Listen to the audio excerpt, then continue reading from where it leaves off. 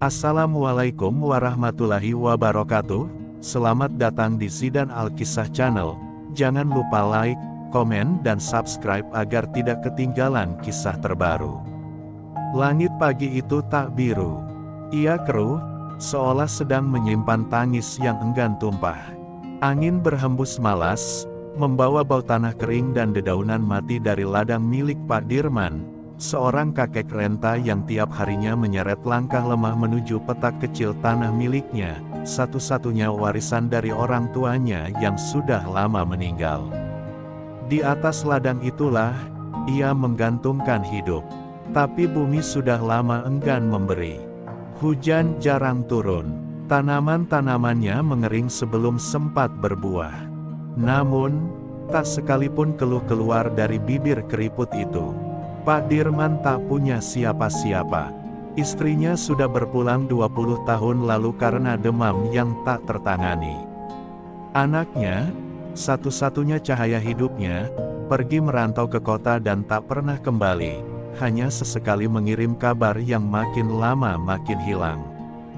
Tapi Pak Dirman tetap menunggu, seperti menunggu musim hujan di tengah kemarau panjang. Ia percaya, harapan yang dirawat dengan doa akan menemukan jalannya sendiri. Pagi itu, Pak Dirman bangun lebih awal. Tubuhnya menggigil meski tak ada angin. Ia menatap cermin kecil yang tergantung di dinding biliknya. Bayangan wajahnya tampak seperti tanah kering yang mulai retak. Namun, di matanya, masih tersisa cahaya. Ia mengambil sarung lusuh dan peci hitamnya, lalu menunaikan sholat subuh di sudut gubuknya yang reyot. Suaranya lirih saat berdoa, namun langit seakan diam mendengar, menahan hujan yang belum waktunya turun. Selepas itu, ia berjalan ke ladang dengan langkah pelan.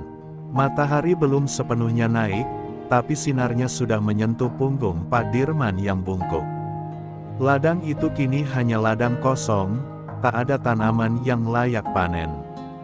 Namun ia tetap menggali tanah, menyiram dengan air sisa, dan membersihkan gulma seperti biasa. Bukan karena berharap hasil, tapi karena ia percaya, kerja adalah ibadah. Dan selama nafas masih ada, ia takkan duduk diam. Kadang, dari kejauhan, ia menatap ke arah hutan lebat yang membatasi desa mereka. Dari sanalah sering terdengar auman harimau, suara yang membuat warga ketakutan. Tapi bagi Pak Dirman, suara itu tak pernah mengancam. Justru menenangkan. Ia sering berkata kepada orang-orang, binatang tak akan menyakiti manusia yang tak menyakiti alam. Ucapan itu hanya dianggap omong kosong oleh sebagian warga, tapi tak ada yang berani membantah wajah teduh Pak Dirman saat mengatakannya. Hari itu, seekor burung pipit terjatuh dari sarangnya di pohon tepi ladang. Sayapnya patah. Pak Dirman mendekat, memungutnya perlahan, dan membawanya pulang. Ia buatkan sarang kecil dari kapas dan ranting, lalu memberinya air dengan sendok. Matanya berbinar seperti anak kecil, seolah burung itu bukan sekadar hewan kecil, melainkan amanah Tuhan yang harus dijaga. Namun di balik semua itu, tubuhnya mulai melemah. Dadanya kadang nyeri saat bangun, dan pandangannya kabur menjelang sore. Tapi ia menyembunyikan semua itu. Ia tak mau terlihat lemah, terutama di depan Tuhan. Kalau memang waktuku dekat, gumamnya suatu malam sambil menatap langit dari balik lubang atap, biarlah aku pergi dalam keadaan bersih dan tidak menyusahkan siapa-siapa. Dan saat itu, langit seperti menjawab. Angin berhenti, daun tak bergerak, alam menahan nafas, seakan sedang mencatat kata-kata Pak Dirman untuk disimpan di lembar langit yang tak terlihat manusia. Ia tak tahu bahwa ladang yang gersang itu akan menjadi tempat peristirahatan terakhirnya, dan bahwa bumi yang keras itu tengah mempersiapkan pelukan hangat untuk menyambut salah satu anaknya yang paling setia. Malam turun dengan perlahan, seperti selimut kelabu yang enggan menutupi luka langit. Pak Dirman duduk bersila di depan pelita kecil yang nyalanya redup, menatap burung pipit di sarang buatan yang diletakkannya di atas meja. Suara jangkrik bersahut-sahutan di luar, menyatu dengan desir angin dari hutan. Tapi malam itu, ada suara lain. Suara berat dan dalam, auman samar yang datang dari kejauhan, dari dalam gelap rimba yang tak terjamah manusia. Warga desa biasa ketakutan saat mendengar suara itu. Tapi tidak Pak Dirman. Ia justru tersenyum tipis, seperti menyapa teman lama yang akhirnya datang berkunjung. "Aku tahu kalian masih di sana," bisiknya pada suara itu, matanya menerawang. Ia tak pernah takut pada harimau. Sejak kecil, ayahnya, seorang pemburu yang bertobat, pernah berkata, harimau itu penjaga. Kalau kau hidup jujur dan tidak serakah, mereka akan mengenalmu sebagai saudara. Kata-kata itu melekat di hati Pak Dirman, menjadi kompas hidup yang membimbingnya hingga tua. Beberapa warga pernah melihat harimau melintas di tepi ladang Pak Dirman, tapi tak pernah satu pun yang berani mendekat. Anehnya, tak ada satupun ternaknya yang hilang. Bahkan bekas jejak kaki besar itu sering terlihat di sekitar ladang, seolah ada yang berpatroli menjaga tanah kering itu dari gangguan. Sebagian warga mulai berbisik, menyebut Pak Dirman sebagai orang yang disayangi rimba, tapi mereka pun tak paham makna ucapannya sendiri. Malam itu, Pak Dirman mengangkat tangan, berdoa dengan mata terpejam. "Jika engkau izinkan, biarlah aku wafat dalam keadaan sujud, di tempat yang aku cintai, di bawah langit dan di atas bumimu." Suaranya lirih tapi penuh keikhlasan. Ia tak meminta umur panjang, tak meminta kekayaan, hanya satu hal, akhir yang tenang, yang tak merepotkan siapa-siapa. Di luar, angin berhenti sejenak. Daun-daun di pohon diam. Hanya suara dari rimba yang kembali terdengar, lebih dekat, lebih berat, seolah menjawab doanya.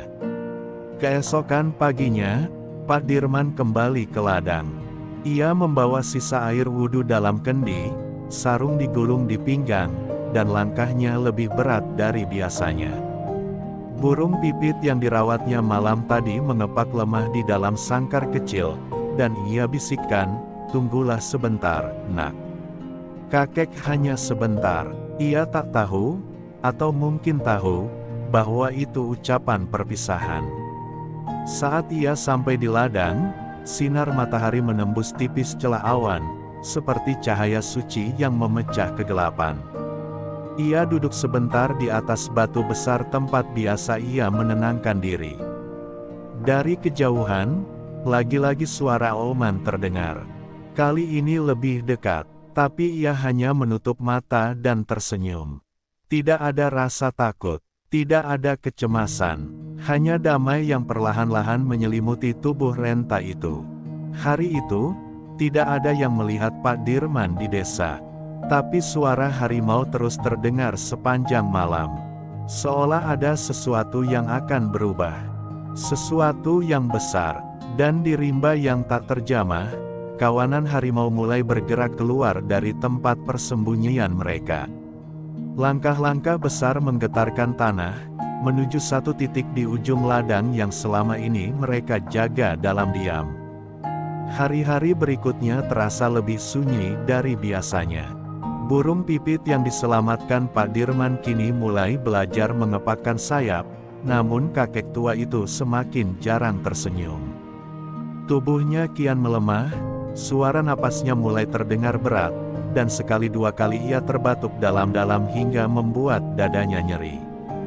Namun, seperti biasa, ia menutupi semua itu dari siapapun. Tidak ada yang tahu bahwa waktu di dalam dirinya telah bergerak lebih cepat dari jarum jam di dinding, menuju ujung yang telah dijanjikan. Suatu malam, Pak Dirman bermimpi. Ia berdiri di tengah ladang, dan dari langit turun cahaya lembut yang menyilaukan.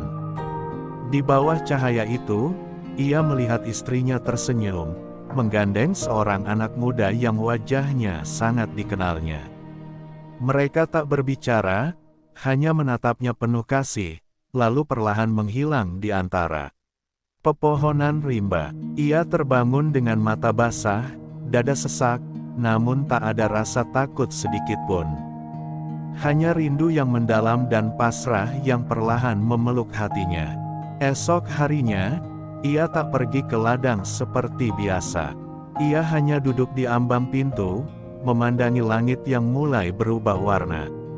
Warga yang lewat menawarinya makanan, tapi ia menolak halus. "Kakek masih kenyang dengan nikmat yang Tuhan beri," katanya lirih. Orang-orang hanya mengangguk, tak berani memaksa.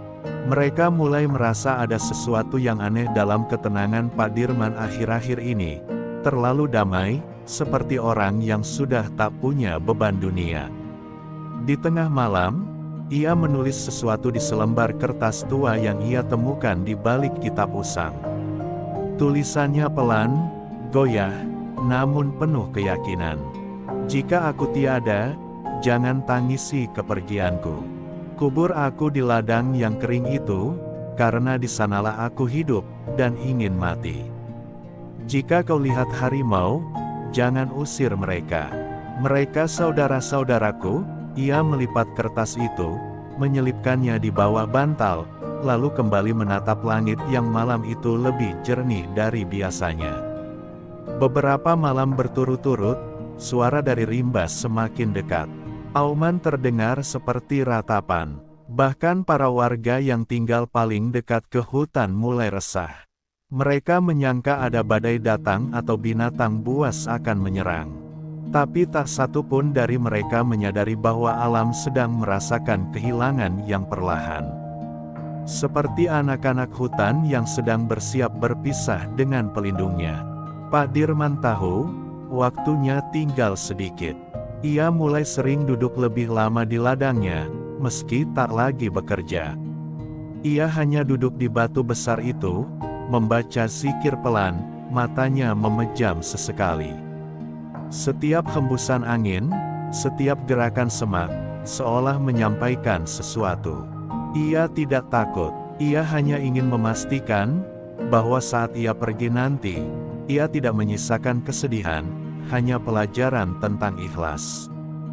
Burung pipit yang dulu diselamatkan, kini sudah bisa terbang.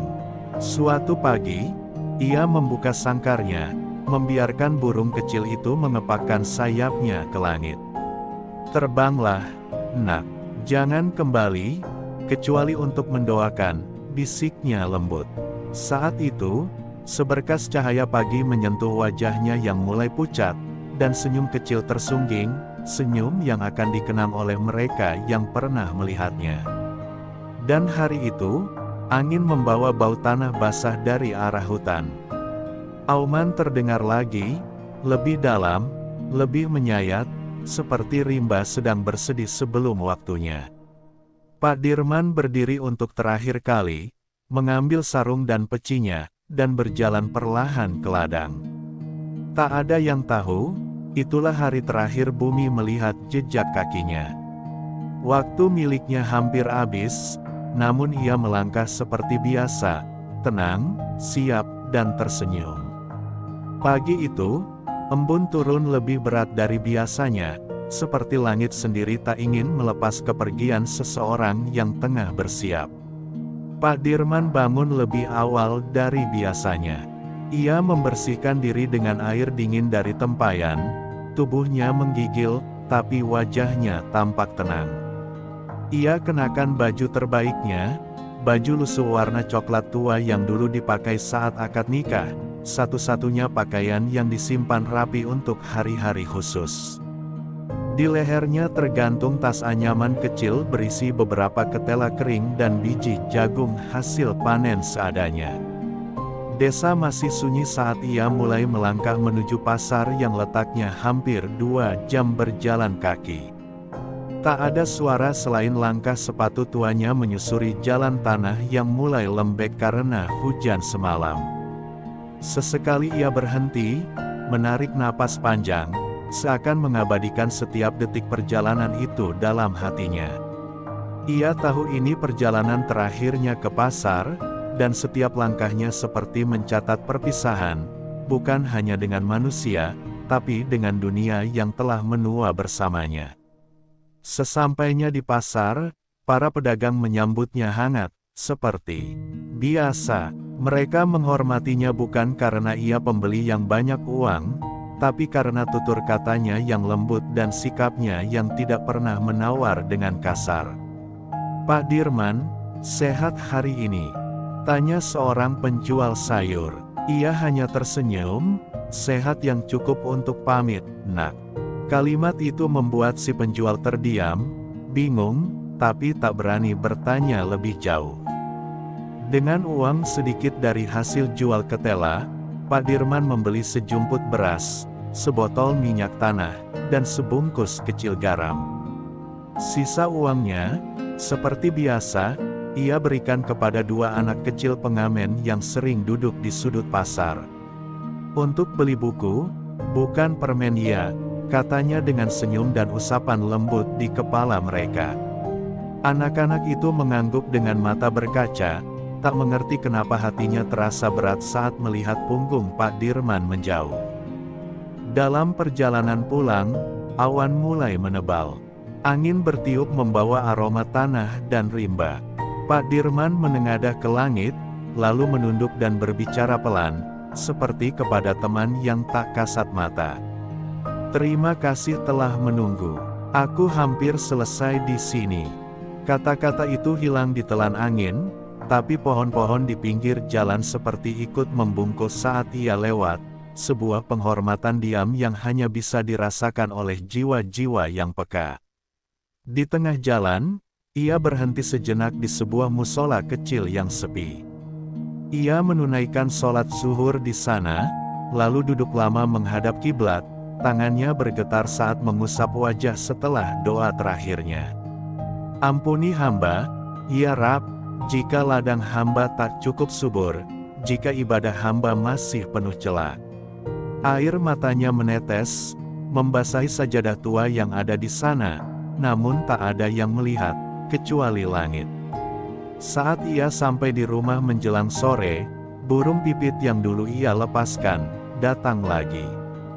Ia hinggap di atap gubuk, mengepakkan sayap, seolah menyambut kembalinya tuan rumah dari perjalanan panjang. Pak Dirman menatapnya, lalu tersenyum. "Kau kembali? Iya, mungkin kau tahu, aku tak akan lama lagi." Burung itu berkicau pelan, lalu terbang rendah, mengitari ladang, sebelum kembali menghilang ke arah rimba. Malamnya, ia menyusun barang-barang. Menyalakan lampu minyak untuk terakhir kalinya. Ia keluarkan baju-baju lama, melipatnya rapi, seolah menyiapkan rumah untuk ditinggalkan dalam keadaan bersih. Di atas meja, ia letakkan makanan secukupnya dan sebuah catatan kecil bertuliskan, "Maaf, aku lebih dulu pulang." "Jangan tangisi, doakan saja." Lalu ia duduk menghadap ladang yang sunyi, wajahnya diterangi cahaya remang, dan di kejauhan, terdengar lagi suara dari rimba. Kali ini, bukan hanya satu, tapi banyak, seperti rombongan yang sedang bergerak, perlahan, mendekat. Pagi itu langit tampak pucat, seolah sedang menahan sesuatu yang tak sanggup dikatakannya. Pak Dirman bangun lebih tenang dari hari-hari sebelumnya. Gerakan tubuhnya lambat, tapi penuh kesadaran. Ia membersihkan diri dengan air yang tersisa di tempayan, mengenakan sarung bersih yang hanya dipakai pada hari-hari penting. Tak ada tergesa, tak ada resah, hanya keheningan yang terasa suci, seperti bumi sedang bersiap menyambut tamu agung. Ia melangkah menuju ladang untuk terakhir kalinya. Matahari baru naik seujung tombak, cahayanya lembut membasuh rerumputan basah.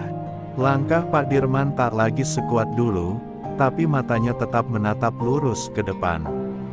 Sesekali ia berhenti, menyentuh batang-batang tanaman yang dulu ia tanam dengan tangan sendiri. "Terima kasih sudah menemaniku sejauh ini, ucapnya pelan, seperti kepada sahabat lama. Di bawah pohon randu besar di ujung ladang, ia membentangkan sajadah tua. Di tempat itulah ia biasa bersujud saat hati sedang penuh atau langit terlalu diam. Angin pagi berhembus lembut, membawa aroma tanah dan suara dedaunan yang berdesir pelan.